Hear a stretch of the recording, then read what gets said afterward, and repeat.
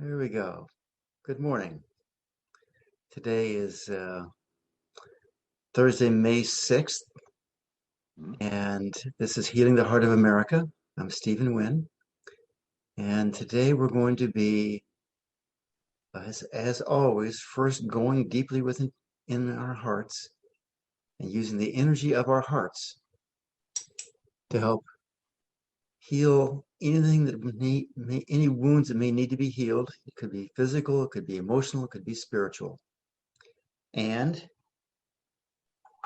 then we're going to work on healing an issue that's germane to our country or to the country that you are from. And this morning, I thought we'd explore some of our deep emotional issues about the COVID pandemic. And for some of you, the COVID pandemic, probably most people, brings up some sort of caution, even a deep fear. For others, it brings up a sense of an overblown crisis that's being used to control. Wherever you are, it doesn't matter. All we're going to be doing is looking at our reactions to what's going on. Because when we have a reaction, all that's going on is some deep pool of energy within ourselves, a wound, is calling forth to be healed. Whatever we think it is, however true we think it is, however real we think it is, when we start going inside, that's what we discover. It's all really a self-referral world. That what we react to is already what's within us. And it's just doing us the favor of showing it to us. So that's the general drift. So let's just start with our meditation, our dive into our hearts. So sit up straight. This is an energy meditation, so it's more useful to be erect, but only to the extent that it's comfortable. We never struggle. We just cultivate a cleaner, more pure posture. Maybe pull your shoulders back and relax them again and shake them around. Allow your head to be sort of pulled up high, so sort of more floating than scrunched down. Just to tell the body, oh, here's the direction we're going in. Here's the direction we're going in. It does not work to try and force it. All we do is we set an intention and nudge it along. And now let's just say good morning to our hearts by putting our hands on our hearts.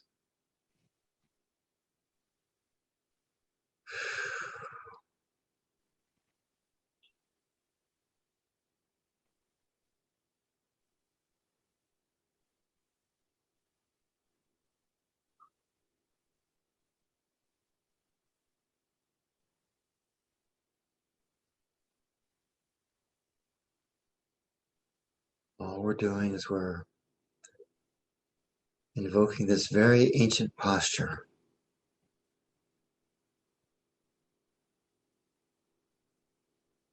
Very ancient posture. I've actually seen books with pictures of ancient statues from all over the world. I think the book was called Postures of Power or something like that. It was very interesting. All these positions and hand mudras and this and that, they all show up with a very ancient lineage. And this is one of them.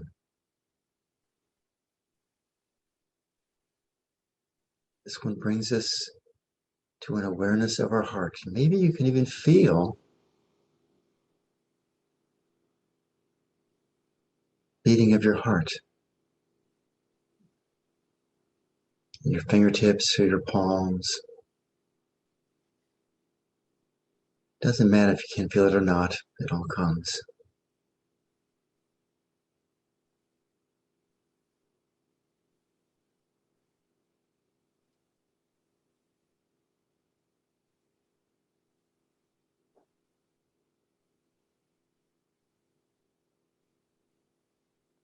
And just notice what happens when we acknowledge our hearts. How does your internal experience shift?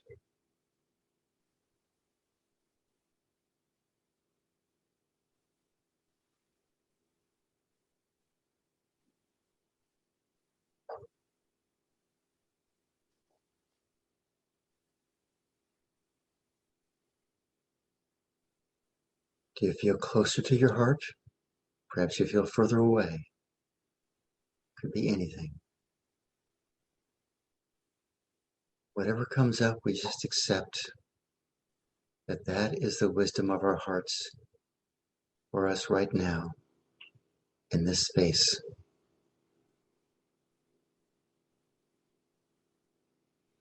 And just anytime you want to, let your hands come down. And in the same way, not with the hands at this time, although we could. In fact, let's just do that this time.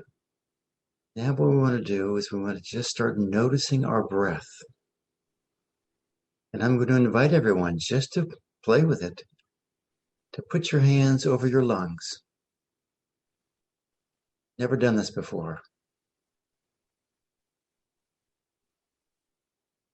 And just breathe normally. All we're doing is we're noticing.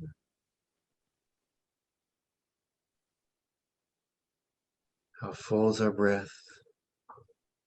How smooth is it? How much resistance is there? How clear are our airways? And how does the inhale compare to the exhale? Is one easier, longer, shorter? And how about your nostrils? Is one more dominant, more open than the other?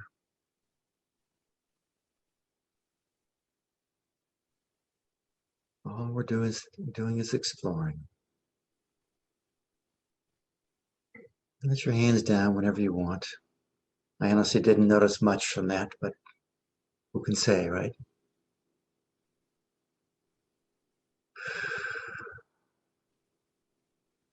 Now let's move into the full breath, where we start with a full exhale by pulling our abdominal muscles all the way back towards our spine. And then gradually release them and allow the full inhale that follows. Just continue that for a while. Full exhale, full inhale.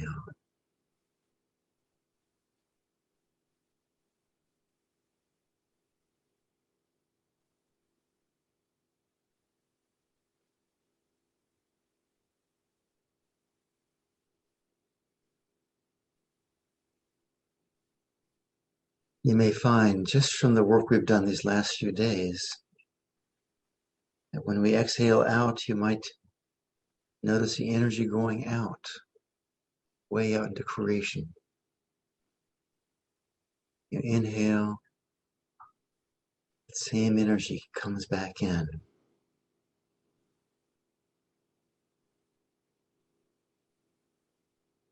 This is actually a pretty profound practice in itself, this full breath.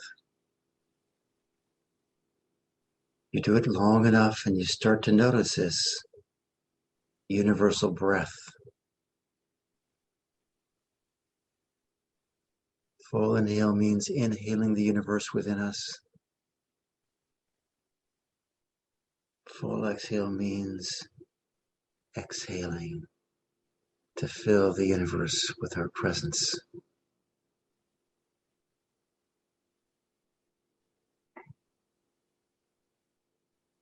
It's almost as if our individual breath becomes aligned with this cosmic breath.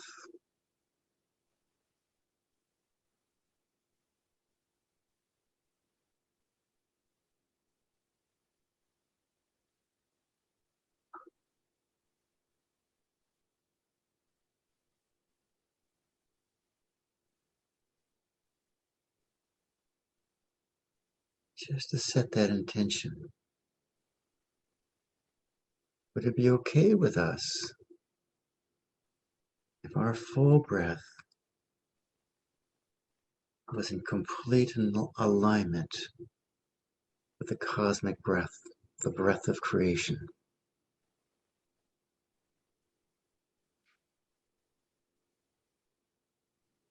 Yes, why not?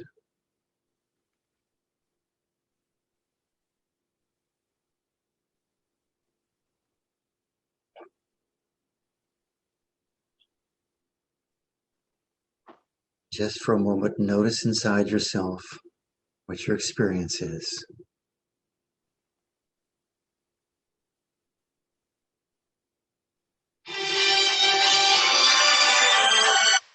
Sorry about that.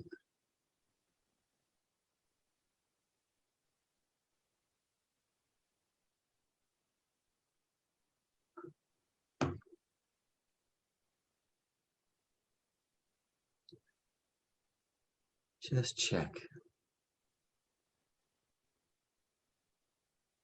How silent have you become? How peaceful? How calm? And just check, how universal do you feel? Since we added that flavor to this breath.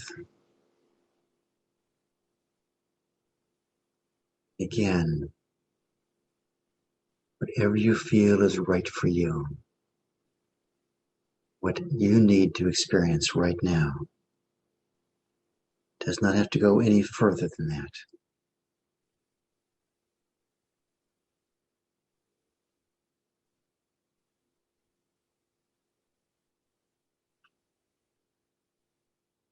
And now, as we're about to embark on our heart rhythm meditation,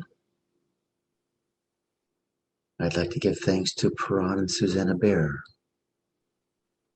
who researched the teachings of the Desert Fathers and the Desert Mothers, discovered these incredible beings worked primarily with their breath and with their heart, and brought out heart rhythm meditation, revived it really. What an extraordinary gift they brought to us.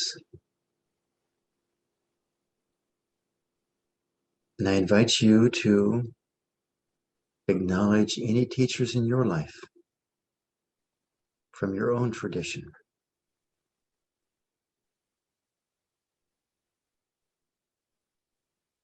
It's always useful to go into heart rhythm meditation, riding the wave of gratitude, riding the wave of connection with a dear teacher.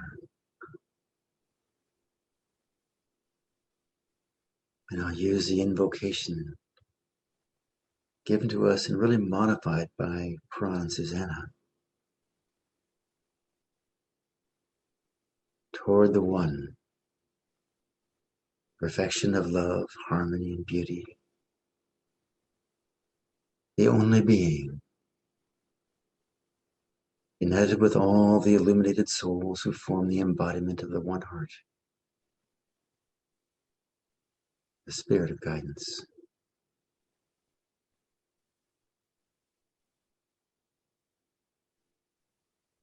And just check in. This is few minutes of breathing we've been doing.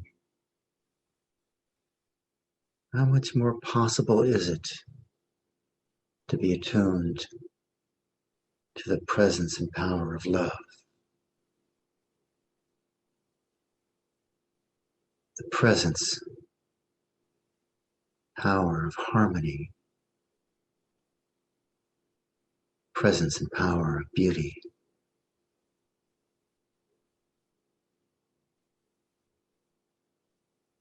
How receptive are we now to this spirit of guidance,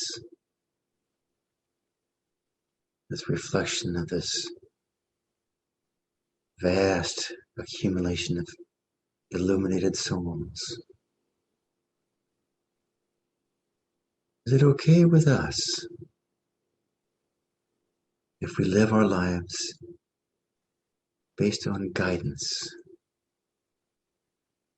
inspiration, deep wisdom of our hearts.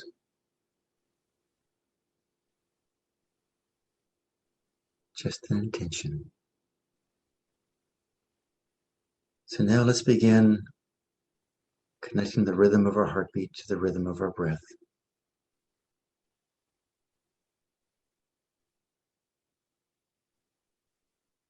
For most of us, that means 8 heartbeats in, 8 heartbeats out.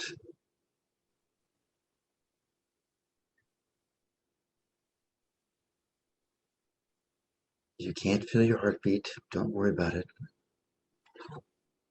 Just feel your pulse or simply count.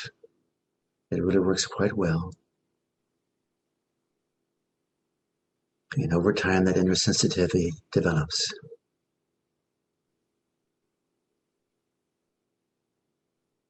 Could be 6 heartbeats in and out, 10 heartbeats. I think I mentioned one student in one class I was leading told me afterwards she could go to 3 or 4 heartbeats per breath because she'd just come out of a very wicked attack of COVID. And that was, I shouldn't say just came out, it was months ago. So it really done a number on her.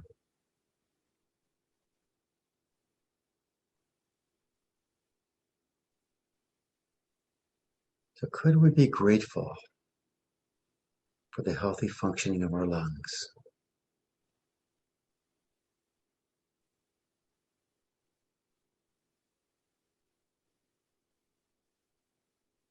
And just as a short recap, we started off with a directed breath. And I invite you to do that now. We know that when we breathe in, the air comes in through our nose into our lungs. But we also say there's both a stream of air and a stream of energy. And we, by our intention, separate the two and allow the stream of energy to go directly into our hearts. Usually we start with the front. So we breathe energy in and out of our hearts.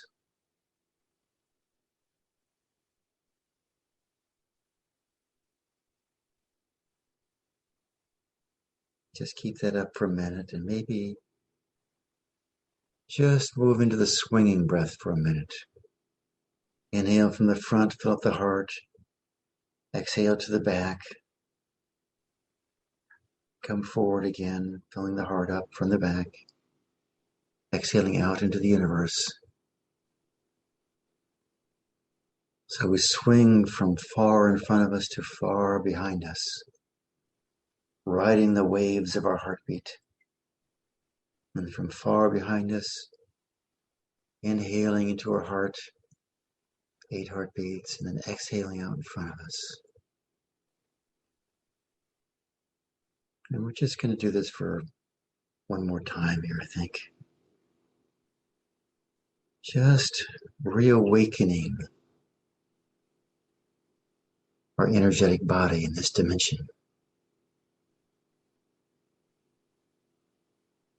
And yesterday, we worked on the width of our heart.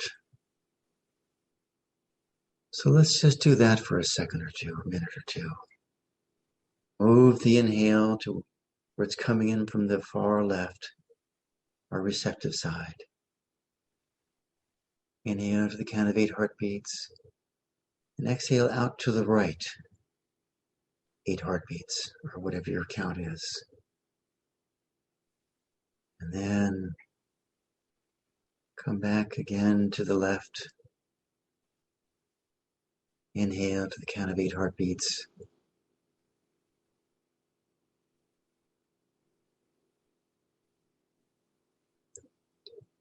Exhale to the right, for 8 heartbeats.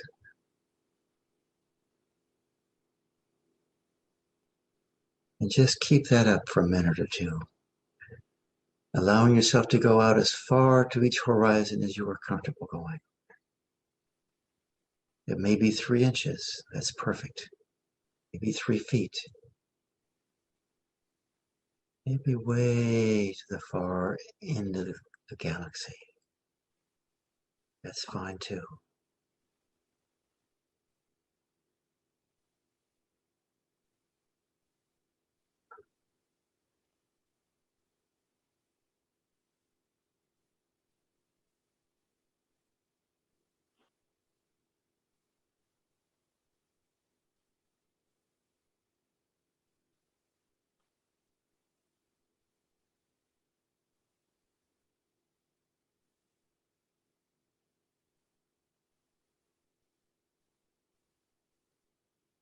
And just take a moment and notice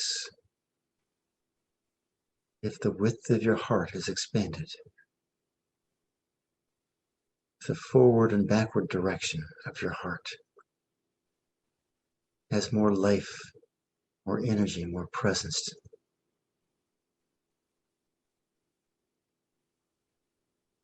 Whatever you feel is perfect. I think most of us will feel that expansion. Would it be okay with us if we walk through life as a fully energized and expanded being? How much more of a gift would we be as an energized, expanded being? So this morning we're going to work on the vertical dimension of the heart, the height of the heart, the depth of the heart.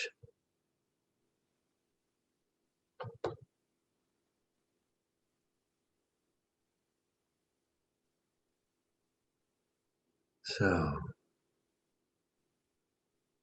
I think we're going to work on the height of our heart first. So what I want you to do is inhale and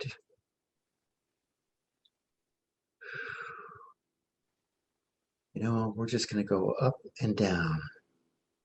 So what I want you to do is inhale,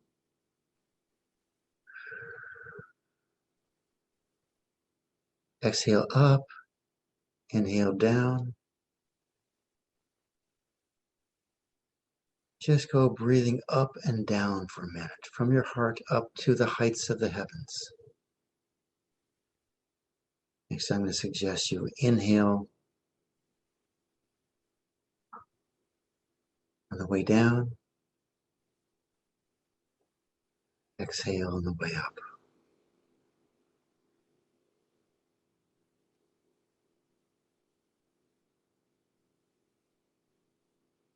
Exhale, we expand our heart to the highest heights. We inhale, we pull these heavenly energies down into our heart.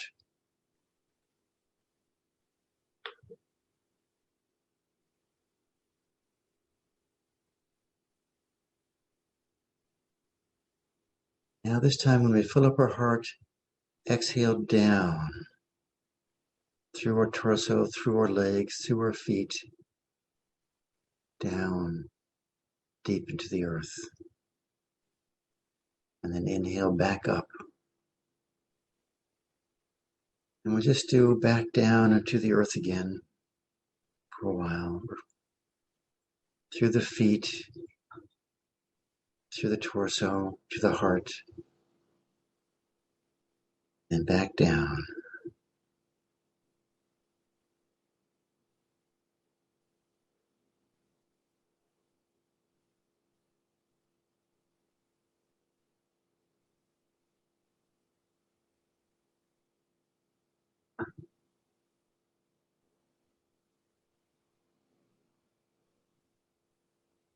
So we've played with both going down and going up. Now let's put them together effectively like a swinging breath, but going vertically. Inhale, bringing the heavens down. Exhale, down into the earth.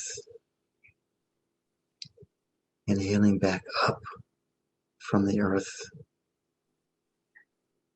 to the heart. Exhaling as we go up. Inhaling as we come down.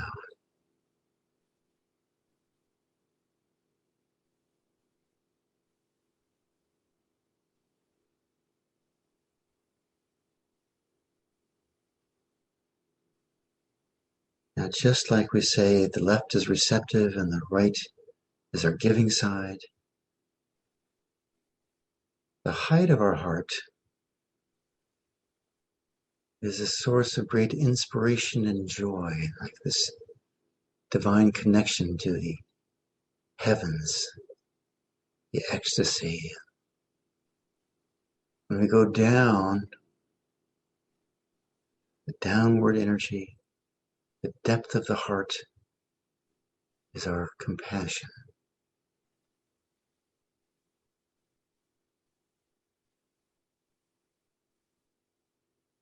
And we'll all have different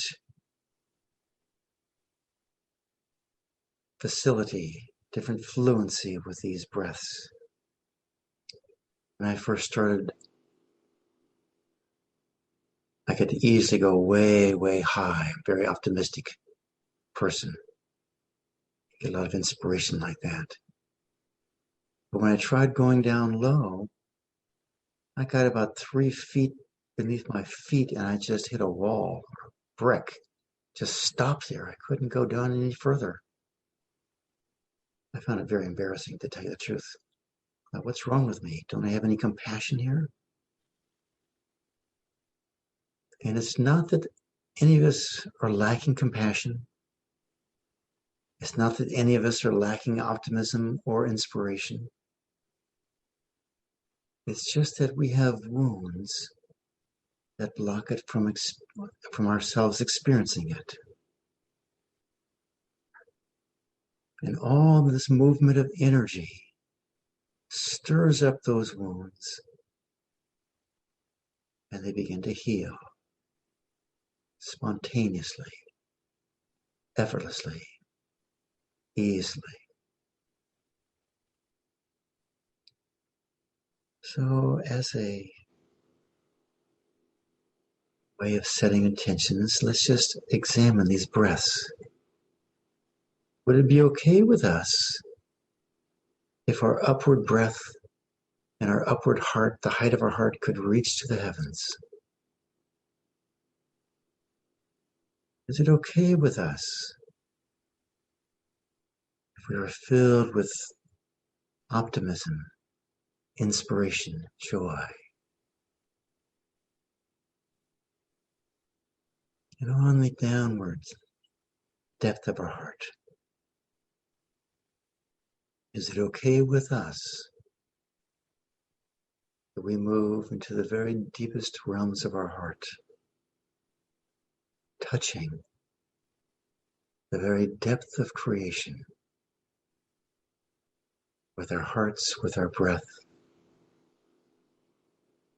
that we become as patient as the earth, as compassionate as nature,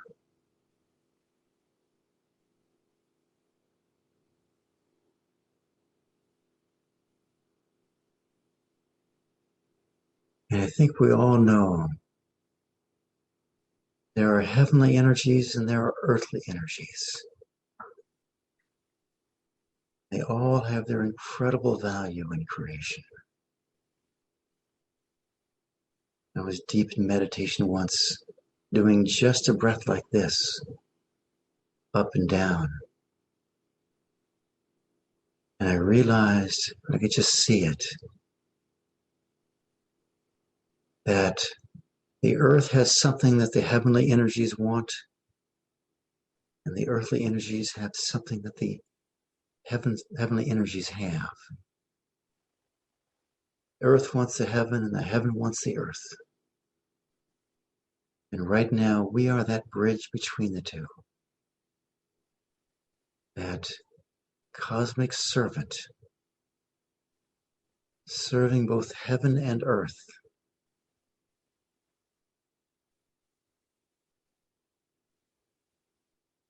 And can you recognize that as we are this servant, the beneficiary of these energies moving between the heavens and the earth. Of a necessity, we are blessed. We are healed.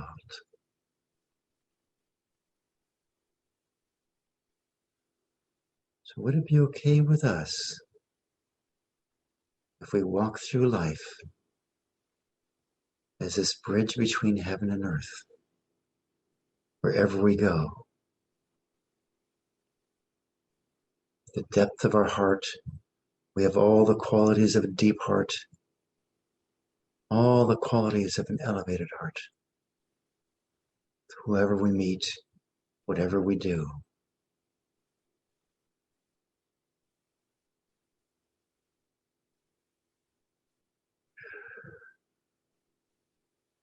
And just take a check for your energetic body, for the dimensionality of your heart right now.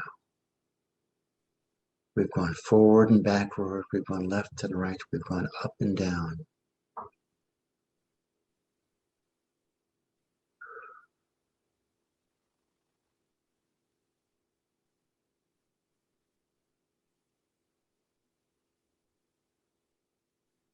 There's another dimension of our heart.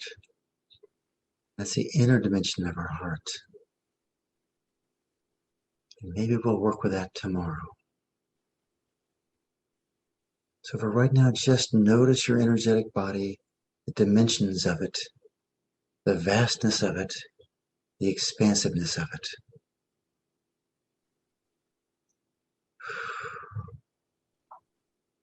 And is it okay with us if we see our energetic body as expanding and merging with the entirety of creation? That our heart is a center point of this vast energetic creation. That each heart is its own center point, this vast energetic creation. And who we are at our depths are these incredible center points of the energetic creation, all residing together in great harmony in the universal heart.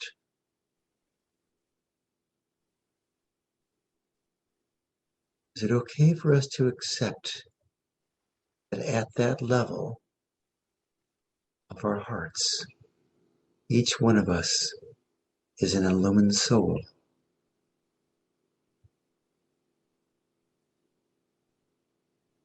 And for some of you, you may sort of gasp and think, I'm not that yet.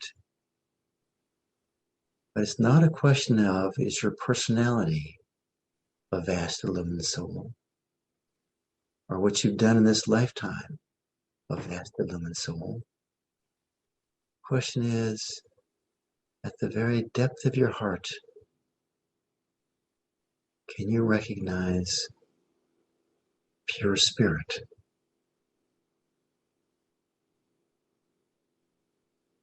Is it okay with us to see ourselves as pure spirit, clothed with a human body, clothed with an energetic body, walking through our lives day by day?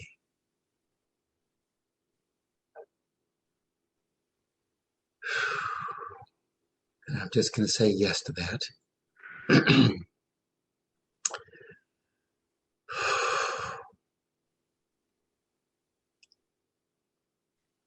Now, could we shift our focus,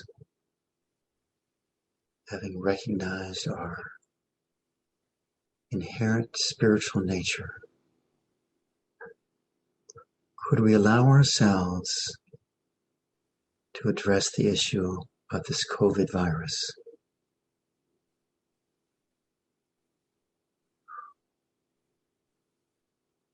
And how it's impacting our friends, our family, our neighbors, ourselves.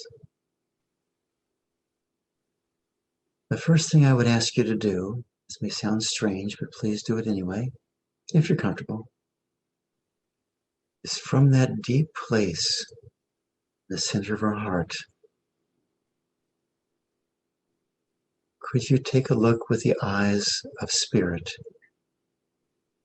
at the actual virus, the coronavirus, that spiky thing that we all look at those pictures all the time? And what does your heart see when you see that virus?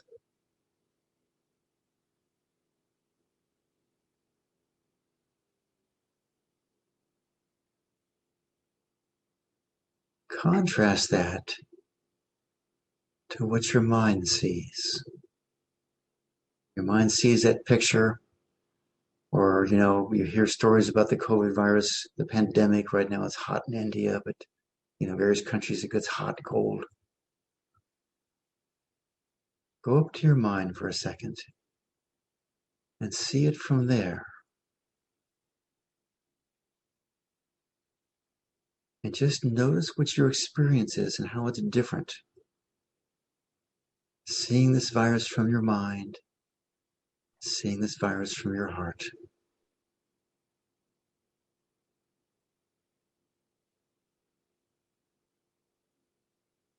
The first time I looked at this virus from my heart, I just fell in love with it. It sounds crazy, doesn't it? But I saw it as this essential part of creation. For whatever reason, we have these viruses that come through. The Hong Kong virus of 1968, 69, the Asian flu of 57, 58.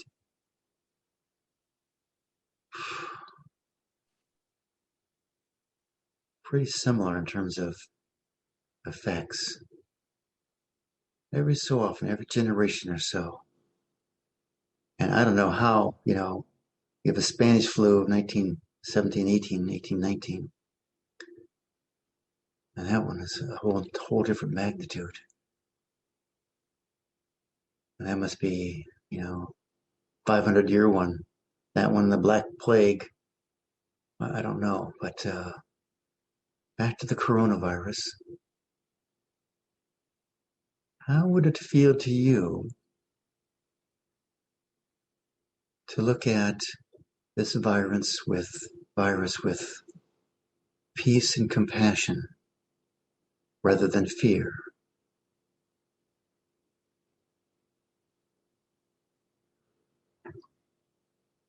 And by the way, we're just working on the energy of this.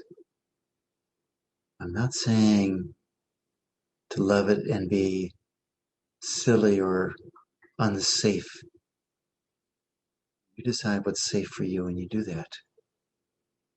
But energetically, how would it feel to shift into seeing this from your heart?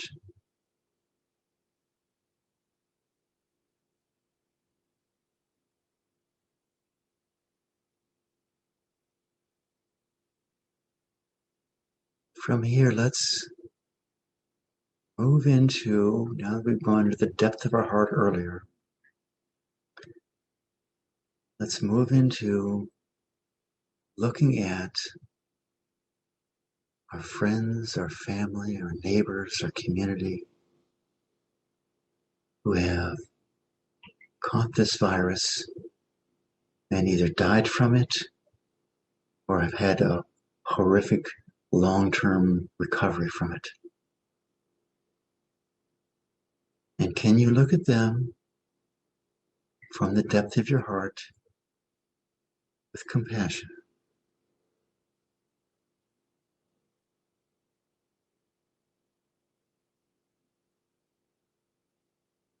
And check to see if you look at people who are dying from this disease, if some fear arises within you, along with this compassion.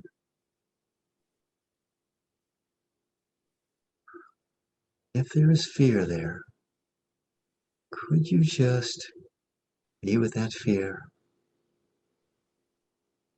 We don't want to suppress it. We don't want to fight it.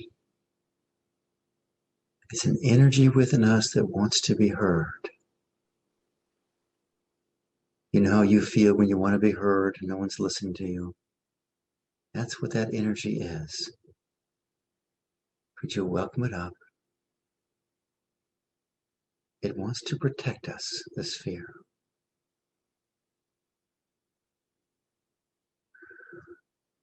Could we welcome it up? Could we let it shift within us? Let's shift it into a sense of protection, of safety.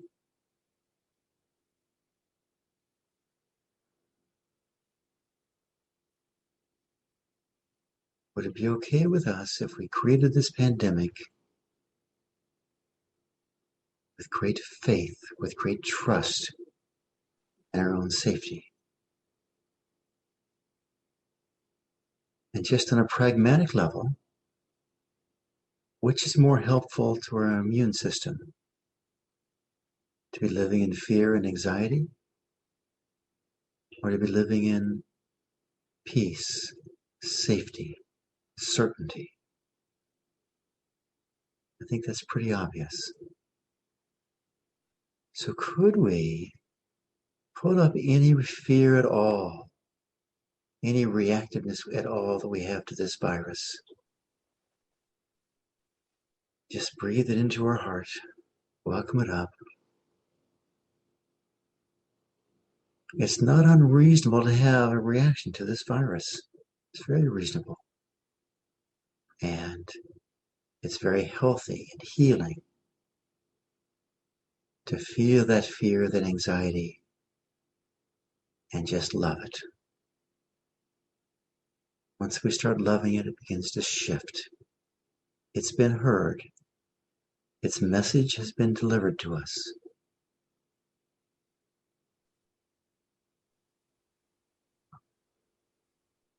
Those of you who have a different version of fear of this COVID virus, that it's a movement towards bigger government, more government control, lack of freedom, more lockdowns, more mask mandates, and this and that.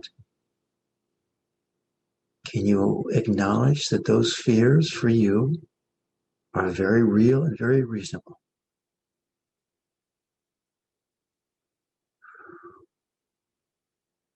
And can you welcome those fears up?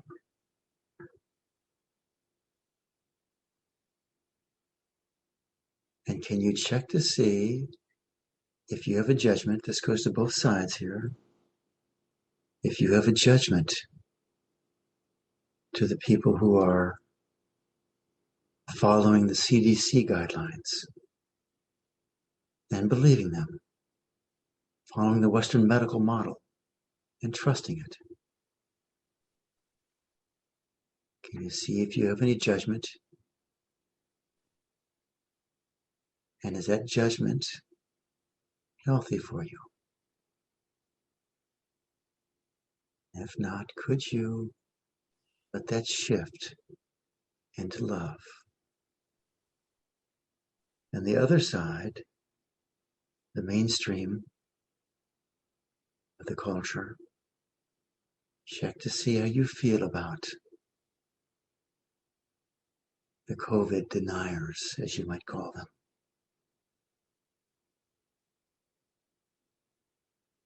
Whatever comes up, could you just greet it with love and let it be there and let it shift? Is it not healthier on every side to let go of these judgments?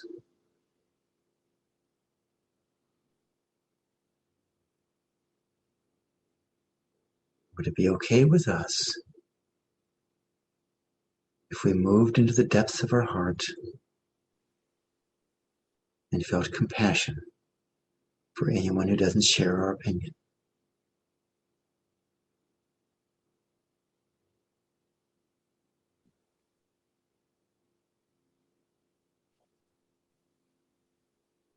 Just compassion.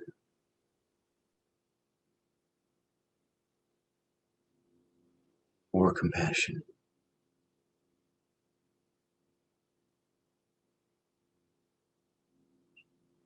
more compassion.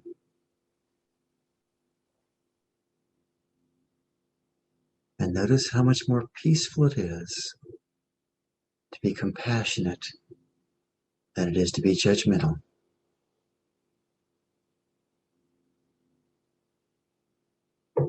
So let's go deeply within our hearts.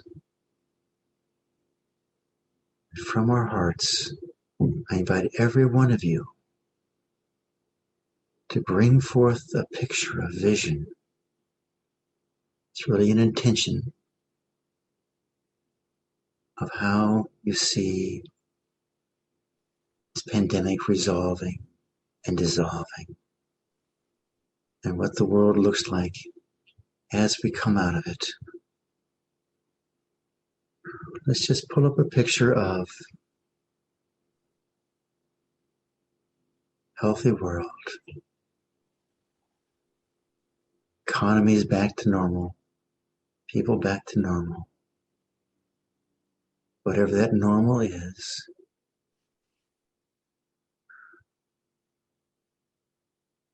undoubtedly changed in some way.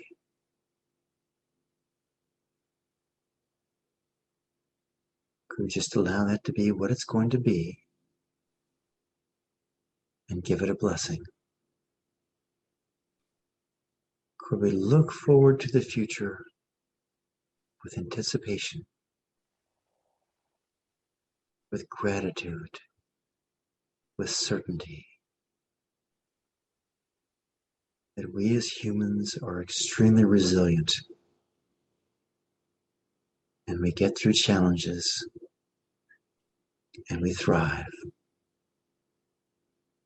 Could we allow that for this entire planet?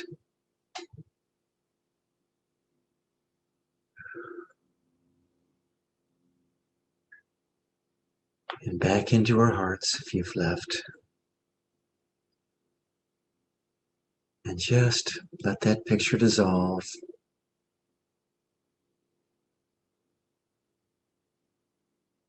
Is it okay with us if our collective hearts organize that picture? Do we take our own small part in it? But the collective wisdom actually does the work.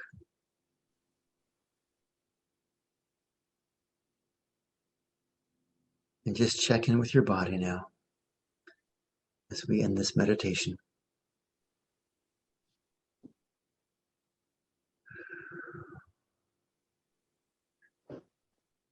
You feel your feet firmly planted in the ground.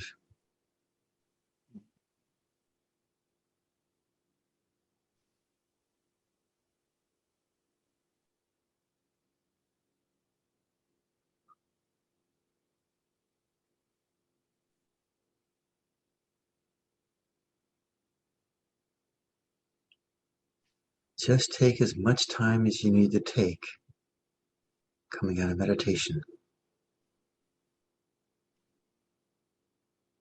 It's obvious I favor long, deep meditations. So we want to be gentle with ourselves when we come out. You move your body a little bit.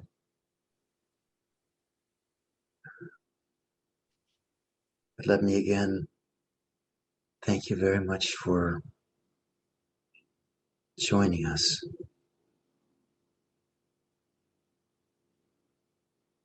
in this work of the heart, in this work of the heart, in the service of our country, whatever our country is.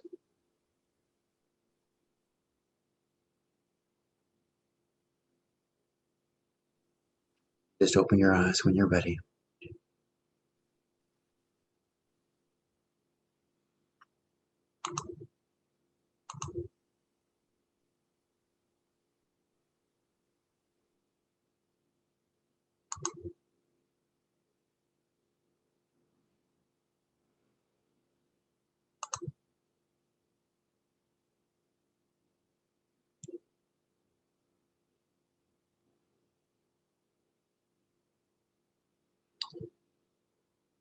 So will allow a gracious amount of time here for people to come out of meditation. But when you're out and ready, this is the time for sharing of gains, or most particularly, if you've been stirred up in the meditation, or if there's something going on in your life, even unrelated to the meditation, some body ailment, emotional trauma, or something like that, just speak up and say good morning.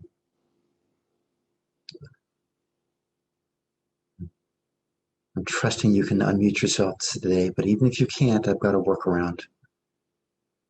I realize I can make you a co-host, and then you can talk. I'm very proud.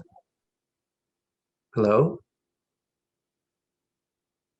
Oh, I thought I heard someone. Maybe you heard me. Oh, hi, Linda. Hi. I just wanted to see if I could unmute myself, if it worked today. So we'll call that a gain. How's that sound? That is a gain. That is a definitely gain. It's definitely a gain. Yes. Yeah. Yes. Thank you. Of course. Of course. And everyone should know gains are gains no matter how big or how small. What happens when you start recognizing the good things that are happening in your life is they build and they grow. You've heard that saying, what we put our attention on grows.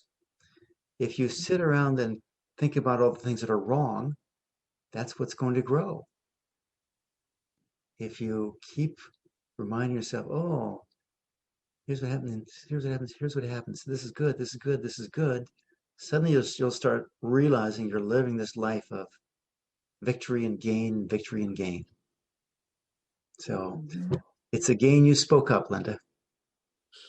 It definitely is, yes. I had wanted to yesterday, but then we had the issues with us not being able to unmute. So let's call that tech. We had tech nirvana yesterday.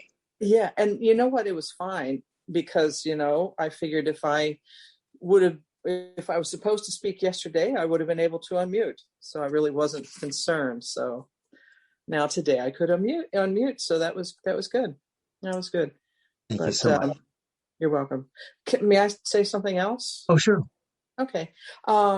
Since I've gotten on this path a couple of years ago, it's been such a blessing and such a wonderful experience with a lot of healing and a lot of pain. But the main thing I've learned through all of this is that it really is all about living in your heart. And when I'm in my heart, it's like I'm in a state of bliss. And I'm very blessed to experience that. And now my goal is to stay in my heart more and more and more as I progress along things here. But it's just been such a blessing to be introduced to the heart rhythm meditation thing and to realize that this truly is the path I want to be on. So there's so many blessings in my life. It's just amazing. So thank you. Thank you very much. It really is quite amazing when you start living your heart, isn't it? Yeah, I'll say. And here we have America, which is really a head-centered country, and it becomes normal to live in your head. So there are countries that are actually pretty heart-centered. Bali is one of them. Really, Bali is part of Indonesia, but they're very, you go there and everyone's living in not everyone, but most of the people are just that. Thailand has a lot of that also. And my vision is, and this is the vision of I Am Heart really, is that we create a culture of the heart here in America where people just start living in their hearts. And the thing is, it doesn't take 330 million people living in their hearts to make that shift. It's like we are at this balance right now at a certain point. Think of the teeter-totter, and just a little bit causes the balance to shift. And what I like to say is, once there's a little shift, what will happen is that hundreds of millions of small decisions throughout the country, throughout the world, will be made from the heart rather than from the mind. People will just start honoring their hearts a little bit more. And collectively, that's a big thing. So it's not as daunting as a prospect as you might imagine. It's just a small shift will allow that. That's my story. That's my intention. Anyone else? A gain or something they'd like to work on? Yes, Linda. Oops. Let's see. Okay. There you go. There I go. Okay. Yeah. I attended the 9 o'clock session also with studio, and something that came up there, and it's expanded into here, and it is tied into the COVID in a way. Something I've noticed in my life that seems to be two polarized things, and the meditation today gave me a lot more clarity to that, of how we have the energy coming from the heavens going down into the earth. And two experiences that I've had are feelings of shame that have just been there for my whole life. I can't even remember a time when that feeling wasn't an undercurrent. And also from the heavens is a feeling of divine protection. And it's like those two things have walked hand in hand throughout most of my life. And COVID was a time for me to where I didn't have to experience shame. I could be in my home. I mean, I've been very proactive in following what I felt was my divine path in life, and I've done that. And it seems like no matter what I've done, that the shame has followed me. And I've been publicly shamed many times, as well as privately, and it just doesn't go away. It hasn't gone away yet. Yes. And so the COVID was an escape from that. It was a time where I could live peacefully, and I didn't have to worry about it. And yes, two opportunities arose during COVID. One I'm very enthused and excited about, but it puts me more into that target of shame. And the other one does too. And the other one I'm not that enthused about. But I thought, this keeps getting in the way of, it's so got, yeah. Would you be willing to work with shame? Yes. It's blocking my ability to follow my divine path because I've gotten so weary from it. So can you get in touch with that shame? And everyone else, we all have it. Get in touch with any time when you were really embarrassed, you looked stupid, you made a big mistake, whatever it is. So Linda, thank you for bringing this up. Really, thank you. It's being blamed for something I didn't even do. Right. Yes. Good. So let's just explore this. So would it be okay with you, Linda, if you went back to a memory of when you were young and you first felt some shame? Yeah. And about how old are you? I was 3 years old. Years old. Good. I was this is the memory that came to me this morning. I was 3 years old, and I had been put on soy formula at birth, and I found out a couple of years ago that is a trigger. It's a hormone disruptor. Mm-hmm. And I started developing at the age of 3, and I was taken to medical schools. And the thing that I remember at one of the medical schools is they disrobed me totally in front of the whole school.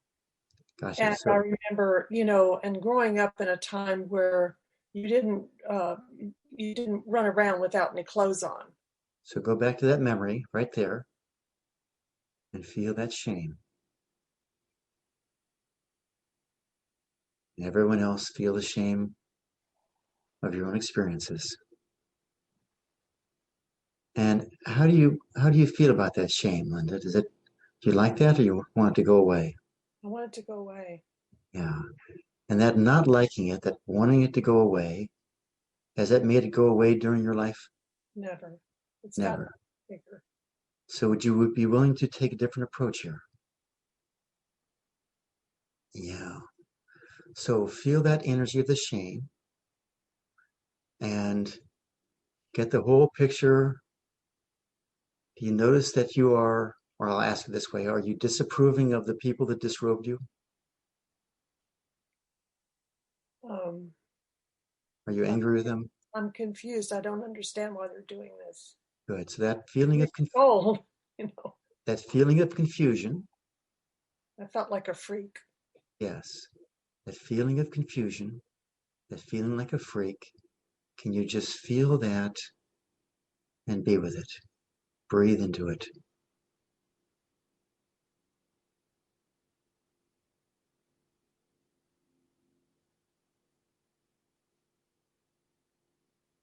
And can you see that's a very normal reaction for a 3-year-old girl? It's just how we're built to respond that way. We're afraid that if we're different, we'll be thrown out of the tribe. It becomes a big safety issue. So could you just acknowledge that what happened, your experience of it, particularly your reaction to it, is a very normal reaction.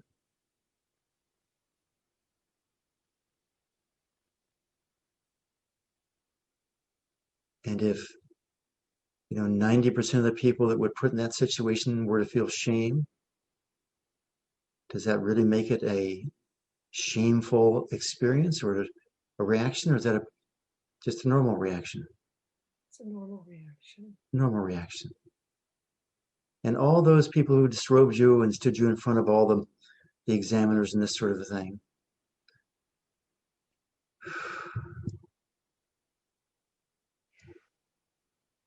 can you see that from their perspective, they're just trying to learn and understand how to heal you?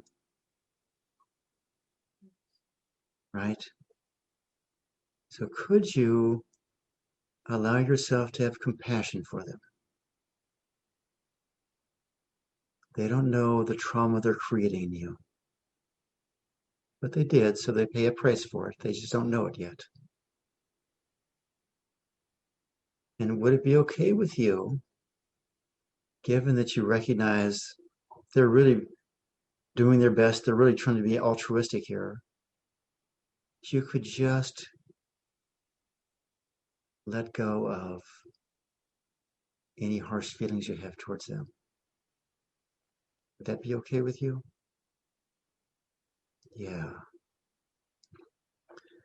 And this experience of shame as a reaction, okay? Can you see that that's coming out of something that's within you?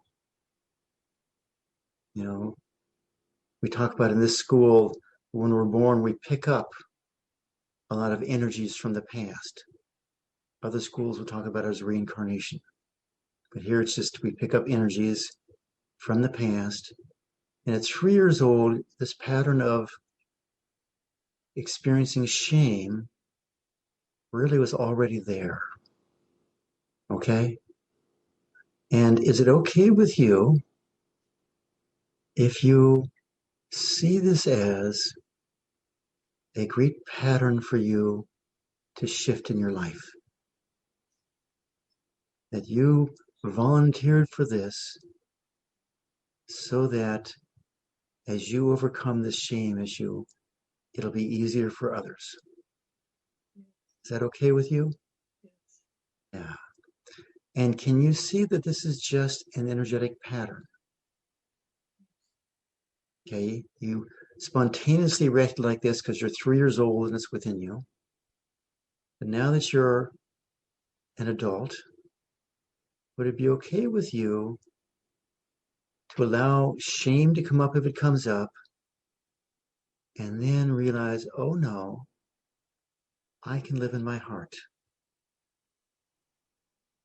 and allow your heart to be dominant there? Is that okay with you? Yes. Yes.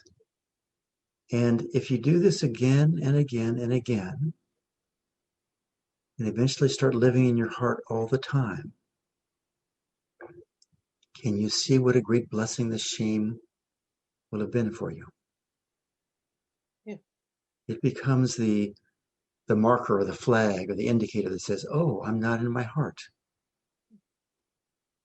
Because that's your ego that's feeling the shame, isn't it? Yes, not the heart. Right. And could you give some love and approval to your ego? Could you just appreciate your ego? We don't want to be judging or blaming anything here. We're just an acknowledgement. That's the role of the ego, and it's doing its job. It thinks that by creating a sense of shame, that you will learn how to not behave in the future. Right? You'll learn how to avoid that behavior in the future so you'll be safe. Would it be okay? To be okay? I'm sorry, go ahead. This may sound really elementary. I guess it's going back to that 3-year-old thing. Being in the heart isn't what's creating the shame. No. No.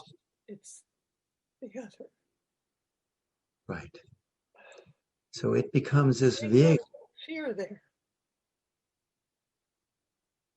Because it seemed like no matter what good I was doing, I still ended up being shamed. And yes. that was the mind. That was not the heart. Right. So can you notice here, because that's what I'm hearing, but maybe it's not there, is there's this sense of almost hopelessness through your life dealing with shame. Yes. Yes. Can you feel that hopelessness here? Yeah, at one point I even wanted to die. Yes. And everyone else, wherever you're hopeless in your life, Linda's taking us there so we can explore it ourselves. So Linda, this feeling of hopelessness, can you move into your heart right now? Okay. Can you look at this feeling of hopelessness with compassion? Yeah, you can, can't you? So this is again some pool of energy, a wound that's deep within you, shows up as hopelessness. And can you notice that your heart is so much bigger than this wound? Yeah, heart's universal. This wound is limited. So would it be okay with you again if you welcomed up this hopelessness? See it now through your heart.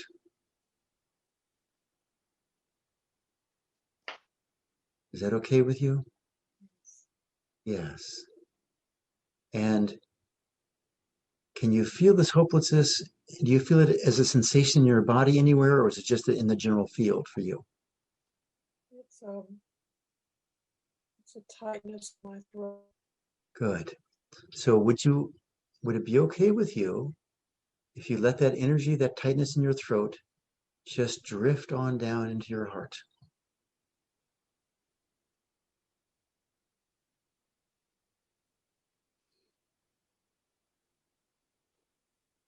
And let your heart transform that energy.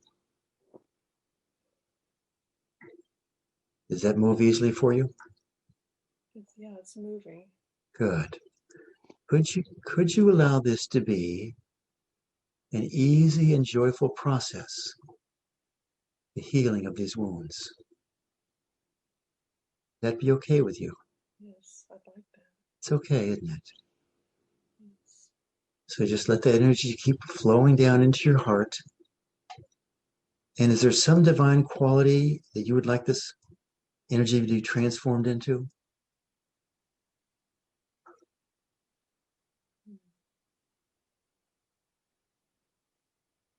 I'm thinking safety, but you're the one who picks. I'm trying to find the words to it. Living my divine plan, living my purpose. Good. We'll call it alignment with the divine, all right? Alignment with the divine, yes, yes. Allow this energy to move into your heart. And your heart is like this transforming machine. It just transforms energy. Could you allow it to be transformed into alignment with the divine? Yes. Yes. And can you recognize that even though it seems like ugly, hopeless energy, that it's still energy and it's a gift that you have it to transform into this alignment? You see that? Our bodies save these things up knowing that we can use them someday. Now I'm feeling a strong, like ringing in my right ear and a lot of tightness going around my eyes. Nice. Right here. Nice. So this is all transformation going on. Okay, energy moving. And why don't you ask this energy? It's okay to talk to energy. Ask this energy if it wants to be transformed.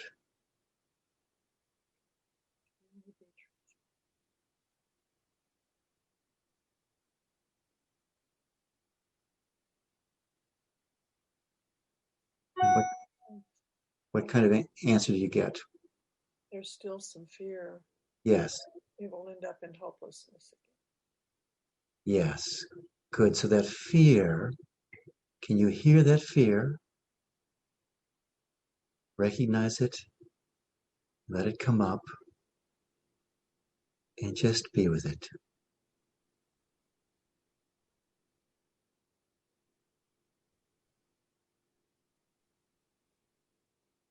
Just be with it. It's just one more feeling. It wants to be transformed. It felt like I just descended further into my body. You just move further into your body, is that what you said? Nice. Nice. Really nice, actually. That's a really nice sign.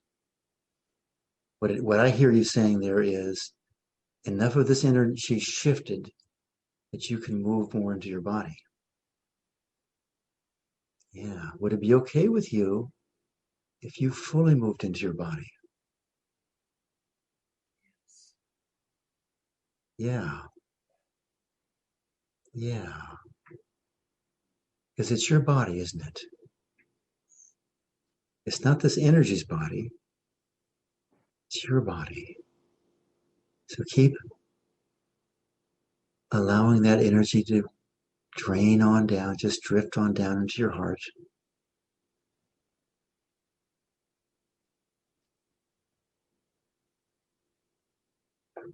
Is it okay with you if you're safe in this process?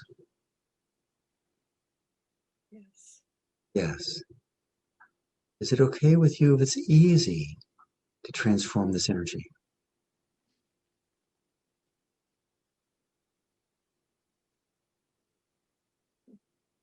A little bit of a martyr thing going on here. Yes. Yes. Is that the energy being a martyr or you being a martyr? I think it's the energy. Yes. A little bit of martyrdom there. Yes. And could you love that? Oh, that got me in trouble in past lives. What happens is these pools of energy have their own intelligence. Okay. And I'm not saying it's an entity or anything like that, but everything in creation has its own intelligence. Would it be okay with you if you recognized it as intelligent and worthy of love and respect? Can you see that? This is an extraordinary part of creation, and you've been holding it there. And now it's come up to be transformed and healed.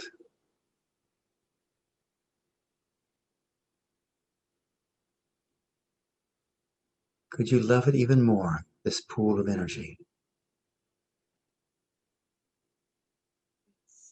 Love is what heals here. Yes. Yes.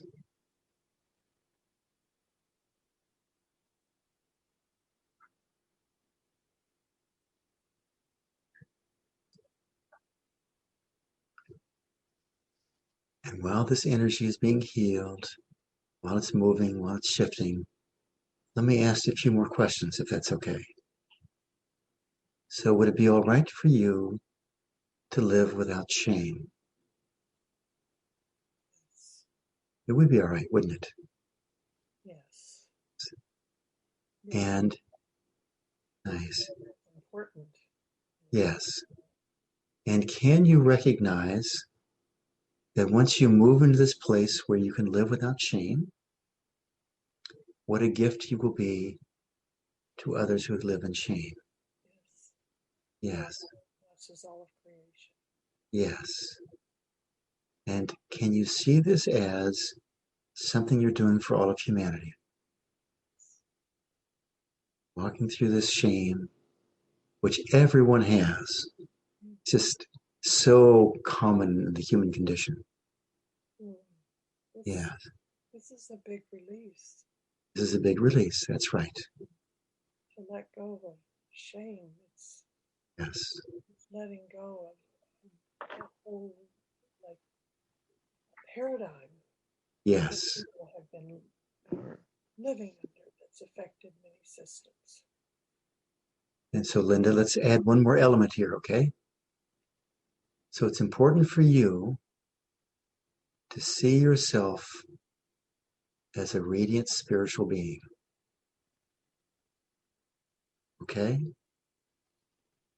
And if a radiant spiritual being goes through something that may be embarrassing to the human body, does a radiant spiritual being really care? No. No. So would it be okay with you to go through the rest of your life knowing that whatever happens is there for your spiritual growth and is nothing to be ashamed of? Is that okay? Yes. Yeah. And is it okay with you as you step into this new way of being from your heart, if on occasion you slip back and some shame comes up and you just deal with it, you let it go, you love it, and you move back into your heart? Would that be okay with you? Yes. Yeah. And suppose that happens 100 times, and you each time you go back into your heart and you shift it. Would that be okay with you? Yes, it would grow that energy. Yes. More likely it'll only be like 10 or 15 or 20 times. Okay? But it could be 1,000. You never know. But each time you're moving more and more into your heart, aren't you? Yes, and away from martyrdom. And away from martyrdom. Right. Joy of living. Yes. And each time that you do it, can you see you are doing this for everyone? Yes. Yes. So every time is just an opportunity to move into your heart. Yeah, I drop down in my body more. Yes. Deeper, deeper, deeper into your body. And the people who ridicule you, mostly it's a vague they, when they ridicule you, when they look at you as if you should be ashamed, how happy are they? How peaceful are they? Oh, they're not happy at all. Not happy at all, are they? So by doing this, you actually, in a very loving way, help them. Because if you're not buying into their shame, they'll drop it very quickly. Yes. See that? Yes. Yeah. So let's visit a place where you might be shamed today. All right. Is there some part of your life where when you show up, you feel ashamed or embarrassed? Oh, yeah, there is. I'm sorry. What was that? Yes, there is. Okay, good. So could just pull it up in your memory or in your mind's eye and just sort of walk into the set of circumstances. Your slip is showing or whatever it is. Okay. And notice the shame that comes up. And then move into your heart and let it shift.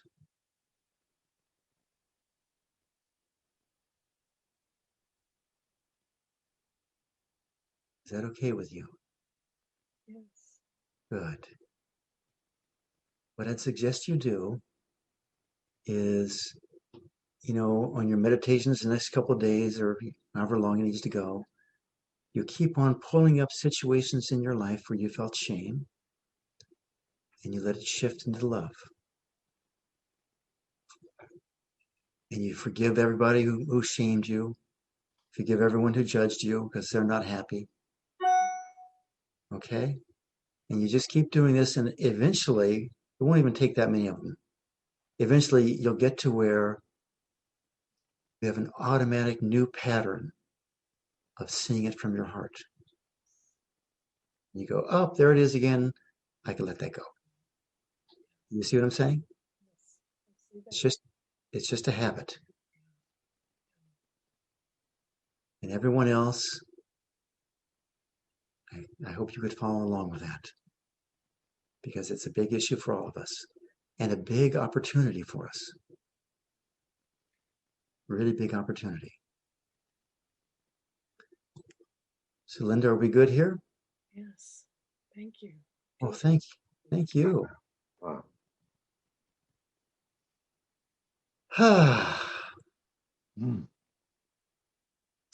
Well, we have a few minutes left, but not really enough to do a serious work.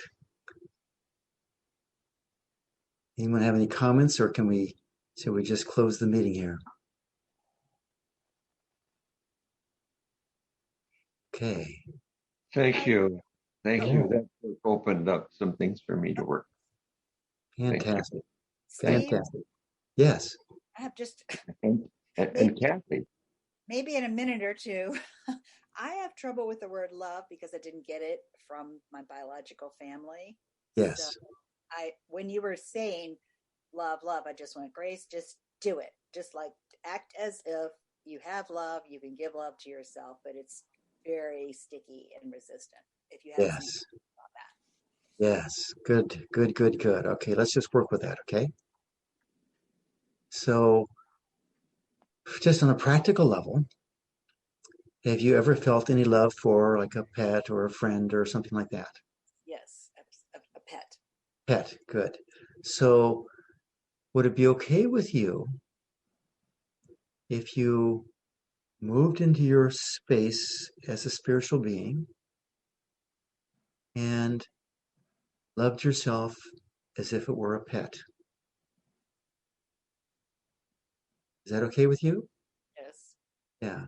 So could you give yourself some more love like that? Yeah. And do you need a reason to give yourself love?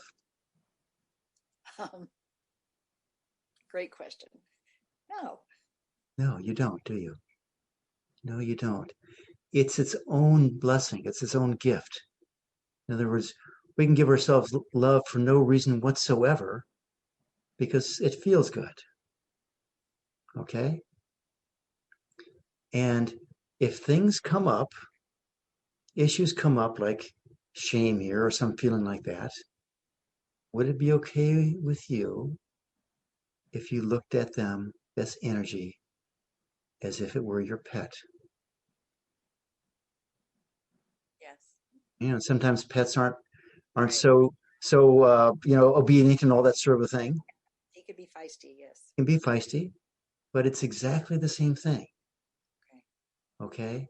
And all it is from your side, from our side, is an opening of the heart rather than a narrowing of the heart. It's sort of, one is a judgment and the other is an expanded acceptance. So whenever I say love, if it's more comfortable, you can just go, I can accept this. Yes. Mm-hmm. I can just yeah, expanded acceptance works. My brain went, oh, I can do that one. expanded acceptance. That's the same thing. Absolutely the same thing. And it's there's different languages better for different people. Okay. Great. So can you give yourself some more expanded acceptance? Absolutely. Yeah. Now, what I would suggest as homework, because it creates such a foundation energetically for everyone, and that is that you spend 10, 15, 20 minutes in the morning giving yourself this expanded acceptance, loving yourself, giving yourself love and approval. For some people, like Grace got it right away, you don't even need a reason or what, don't need anything like that at all. You just do it. Other people, it's easier, more effective if you find some little thing about yourself that you like. Say, oh, I really love your taste in shoes, body. Okay. Or I really love how well you can taste food. It doesn't matter. It's all just a direction of energy. And then it'll soon expand into you can give yourself love and approval for no reason whatsoever. What happens is we're all running on this program of wanting love and approval, and we think we get it from other people. And we do, and it's nice, believe me, we don't want to turn that off. But ultimately, the love and approval we want is from the one source, is from the deepest part of our heart to ourselves, not dependent on being good enough to get love from other people. That makes sense to everybody? And so this is just a way of practicing, just giving yourself love, giving yourself love. What you will find is that the more you fill yourself with love, the more loving you are to the people in your life. Because if you don't have it within you, you can't give it out to other people. So if you'd like to be a more loving being, give yourself a lot of love. Okay. Thank you. Dave, Yes, Cindy. hi. I would just really like to acknowledge Linda. I felt like that took a lot of courage for what she brought up, and it was very healing for me. I wanted to thank you for that, Linda, and I just felt like it was very healing just in the world, and I just wanted to really acknowledge and thank her for that. Yeah. Thank you, Sandy, and thank you to all of you for your notes in the chat too. Yeah. I know I'll be coming to this, and I'm on Facebook, and this was really big in my life. And thank you for all of your support, all of your heartfelt support. Thank you so much. Yeah. Yeah. So this is just how it works, you guys. And dare I say it, shame on you for not bringing it up sooner. No, I'm obviously joking, but this is the thing. We all are hesitant to bring up our stuff when in fact it's a gift to everyone else when we bring it up. Because everybody has it. Linda, we all have it. You know that? Yes. Yeah, we all have it. And you did such fabulous work here. I just can't wait to see what comes. I'm really excited. Me too. I'll keep working on it. I'm in IMU, and I'll keep working on this. Ah, yeah. It'll move. It'll move quickly. All right. My friends, thank you so much. Thank God you, bless us Steve. all. Yeah. And tomorrow morning. Much love to you all. Thank you, everybody. Thank you, Steve. Yeah, Thank you, Stephen. sure.